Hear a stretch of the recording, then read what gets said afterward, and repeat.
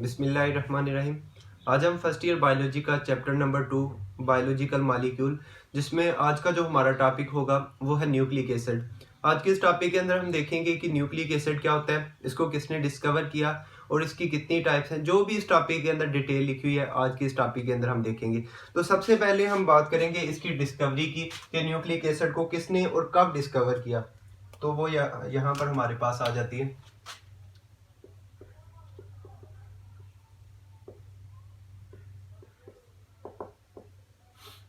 अगर हम इसकी डिस्कवरी की बात करें तो हम देखते हैं कि न्यूक्लिक एसिड को 1869 के अंदर एक साइंटिस्ट आते हैं हमारे पास, एफ मिशर।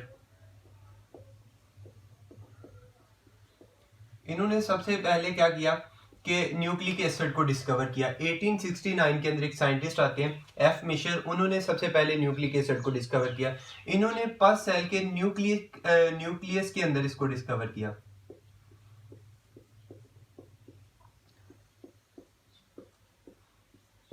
तो सबसे पहले इसको डिस्कवर किया गया 1869 के अंदर एफ मिशर ने। उन्होंने पस सेल के न्यूक्लियस के अंदर इसको डिस्कवर किया। Due to their isolation from nucleus and their acidic nature it is known as nucleic acid. क्योंकि इसको सबसे पहले न्यूक्लियस के अंदर देखा गया और इसकी एसिडिक नेचर होने की वजह से इसको हम नाम देते हैं न्यूक्लिक एसिड का। तो यहाँ तक हमने देख लिया कि न्यूक्लिक एसिड को डिस्कवर किसने किया और इसको जो नाम दिया जाता है वो क्यों दिया जाता है। तो यहाँ तक हमने देख लिया। मजीद हम देखते हैं कि न्यूक्लिक एसिड बेसिकली दो कंपोनेंट के ऊपर मुश्तमिल होता है। इसकी हमारे पास दो टाइप्स आ जाती हैं। वो कौन कौन सी आती है हमारे पास? पहले नंबर पर हम देखते हैं कि वो टाइप हमारे पास आती है डीएनए। डीएनए की फुल फॉर्म हमारे पास आती है deoxy ribo nucleic acid.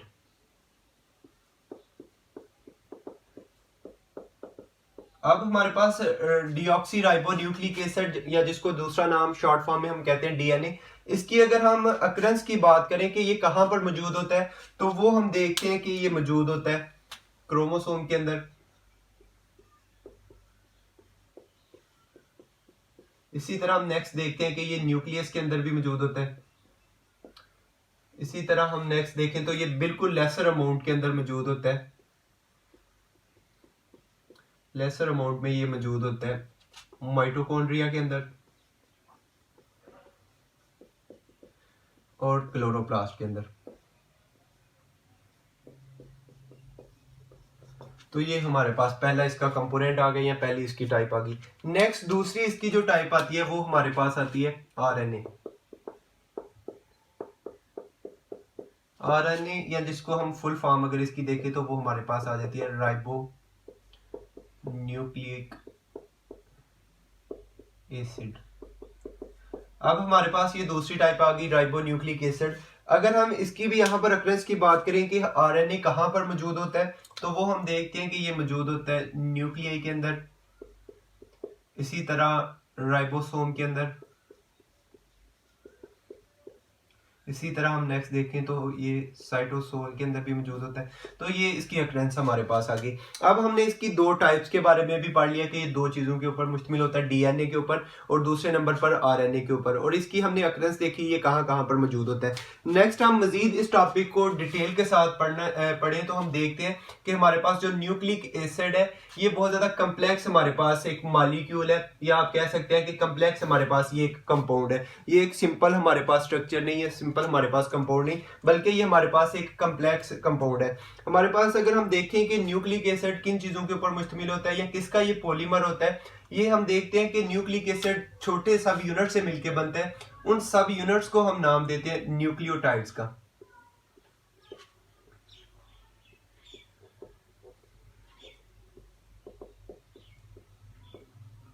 Nucleotides. बिल्कुल उसी तरह अगर हम देखते हैं कि हमारे पास ये एक दीवार है, तो दीवार हम देखते हैं कि छोटे छोटे सब यूनिट से मिलके बनी होती है। उन सब यूनिट्स को हम नाम देते हैं ईंटों का नाम देते हैं, कि आपको पता है कि बहुत सारी ईंटें मिलके एक दीवार मुकम्मल बना देती है। उसी तरह अगर हम देखते हैं कि हमारे पास जो न्यूक्लिक एसिड है वो छोटे सब यूनिट से मिलके बना है, उन सब यूनिट्स को हम क्या नाम देते हैं? न्यूक्लियोटाइड्स का नाम देते हैं। अब अगर हम इस न्यूक्लियोटाइड्स को देखते हैं, अगर हम इसको डीएनए के केस के अंदर देखें तो हम वहां पर इसको नाम देते हैं डीएनए के केस के अंदर अगर हम देखें तो हम इसको वहां पर नाम देते हैं डीऑक्सी राइबो न्यूक्लियोटाइड का। क्लियर हो गया। नेक्स्ट हम देखते हैं कि आरएनए के केस के अंदर देखें तो वहां पर इसको हम नाम देंगे राइबो न्यूक्लियोटाइड्स। तो ये हमारे पास आ गया कि भाई ये हमारे पास डीएनए के केस के अंदर देखें तो इसको हम नाम देंगे डीऑक्सीराइबो न्यूक्लियोटाइड का, न्यूक्लियोटाइड को। अगर हम इसको आरएनए के केस के अंदर देखें तो वहां पर इसको हम नाम देते हैं राइबो न्यूक्लियोटाइड्स का। अब हम मजीद इसका स्ट्रक्चर स्टडी करेंगे कि न्यूक्लियोटाइड बेसिकली होता है क्या है, ये किन कंपोनेंट्स के ऊपर मुश्तमिल होता है, इसके अंदर कौन कौन सी चीजें पाई जाती है। क्योंकि हमने न्यूक्लिक एसिड की स्टडी करनी है तो इसमें हम ये मुकम्मल न्यूक्लिक एसिड की स्टडी नहीं करेंगे, बल्कि क्या करेंगे, उसमें एक न्यूक्लियोटाइड को लेंगे और इसके स्ट्रक्चर को स्टडी करेंगे। अगर हम एक न्यूक्लियोटाइड का स्ट्रक्चर मुकम्मल अच्छी तरह स्टडी कर लेते हैं तो वो हमें सारी के सारे न्यूक्लिक एसिड की इंफॉर्मेशन मिल जाती है कि न्यूक्लिक एसिड के अंदर क्या क्या मौजूद है। क्योंकि हमने ये चीज देखी है कि जो न्यूक्लिक एसिड है वो छोटे सब यूनिट से मिलकर बना है, उन सब यूनिट्स को हम नाम देते हैं न्यूक्लियोटाइड का। अब यहाँ पर हम जो स्ट्रक्चर पढ़ेंगे वो हम न्यूक्लियोटाइड का स्ट्रक्चर पढ़ेंगे, न्यूक्लियोटाइड के बारे में पढ़ेंगे कि न्यूक्लियोटाइड बेसिकली होता क्या। तो यहां पर हम देखते हैं कि ये जो न्यूक्लियोटाइड है ये तीन चीजों से मिलके बनता है हमारे पास। वो कौन कौन सी इसके अंदर तीन चीजें आ जाती हैं। पहले नंबर पर हम देखते हैं हमारे पास आ जाती है pentose sugar.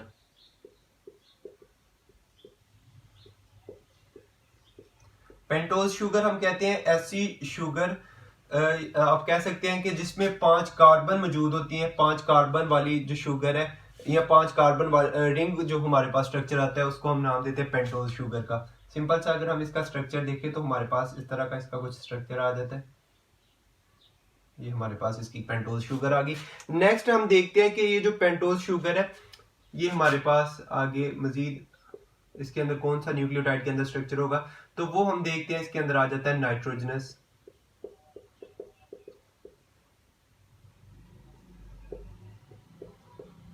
Basis. Nitrogenous bases, nitrogenous bases या नाइट्रोजनस बेसिस के अंदर कौन सी होगी। अगर हम डीएनए के केस के अंदर देखते हैं तो वहां पर हमारे पास आ जाती है एडिनिन, थायमीन, साइटोसिन, गुआनिन। ये हमारे पास आ जाती है डीएनए के केस के अंदर। ये हमारे पास 4 नाइट्रोजनस बेस होती हैं। अगर हम इसको आरएनए के केस के अंदर देखते हैं तो वहां पर हमारे पास आ जाती है adenine, uracil, cytosine, guanine. Thymine की जगह आ गई यूरासिल। ये हमारे पास नाइट्रोजनस बेसिस आ गई। थर्ड हमारे पास कौन सा इसके अंदर आ जाता है, वो चीज हमारे पास आ जाती है फास्फोरिक एसिड। क्लियर हो गया भाई कि ये हमारे पास तीन ऐसी चीजें हैं जिनसे मिलके हमारे पास एक न्यूक्लियोटाइड बनता है। एक हमारे पास आ गया पेंटोज शुगर, नाइट्रोजनस बेसिस। इसी तरह हमारे पास जो तीसरे स्ट्रक्चर इसके अंदर आता है उसको हम नाम देते हैं फास्फोरिक एसिड का।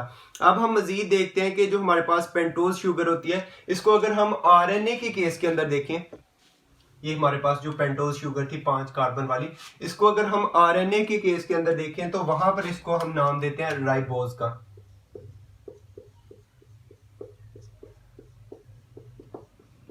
इसी तरह अगर हम डीएनए के केस के अंदर देखें वहां पर इसको हम नाम देते हैं डीऑक्सी राइबोज। क्लियर हो गया अभी कि आरएनए के केस के अंदर इसको राइबोज और डीएनए के केस के अंदर इसको डीऑक्सी राइबोज। इसी वजह से हम इसको नाम देते हैं, आरएनए को हम राइबो न्यूक्लिक एसिड का नाम देते हैं और इसको हम नाम देते हैं डीएनए को डीऑक्सी राइबो न्यूक्लिक एसिड। तो ये हमने देख लिया कि जो हमारे पास पेंटोज शुगर होती है आरएनए के केस के अंदर उसको राइबोज का नाम देंगे और डीएनए के केस के अंदर उसको हम क्या नाम देंगे, deoxy ribo nucleic acid, deoxy ribose का नाम देंगे। नेक्स्ट हम देखते हैं कि हमारे पास जो नाइट्रोजनस बेसिस होती हैं वो भी बेसिकली 2 किस्म की होती हैं। एक हमारे पास सिंगल रिंग्ड होती हैं जिसको हम नाम देते हैं पायरिमिडीन्स का। ये हमारे पास नाइट्रोजनस बेसिस आ गई।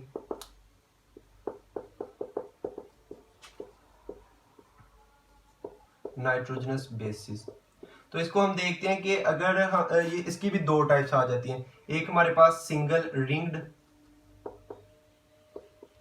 होती हैं जिसको हम नाम देते हैं पायरिमिडीन्स का। इसी तरह हमारे पास जो दूसरी आती है इसकी टाइप्स, वो है डबल रिंग्ड। इसको हम नाम देते हैं प्यूरीन्स का। क्लियर हो गया भाई कि नाइट्रोजनस बेसिस की दो टाइप्स आ जाती है हमारे पास, सिंगल रिंग जिसको हम पायरीमिडीन का नाम देते हैं, और दूसरी हमारे पास है डबल रिंग जिसको हम प्यूरीन्स का नाम देते हैं। अब हमारे पास पायरीमिडीन्स में क्या कौन कौन सी आ जाती हैं और प्यूरीन्स में कौन कौन सी आ जाती हैं। अगर हम यहाँ पर देखें कि सिंगल रिंग में हमारे पास आ जाती हैं साइटोसिन, थायमीन, और थर्ड हमारे पास आ जाती है यूरासिल।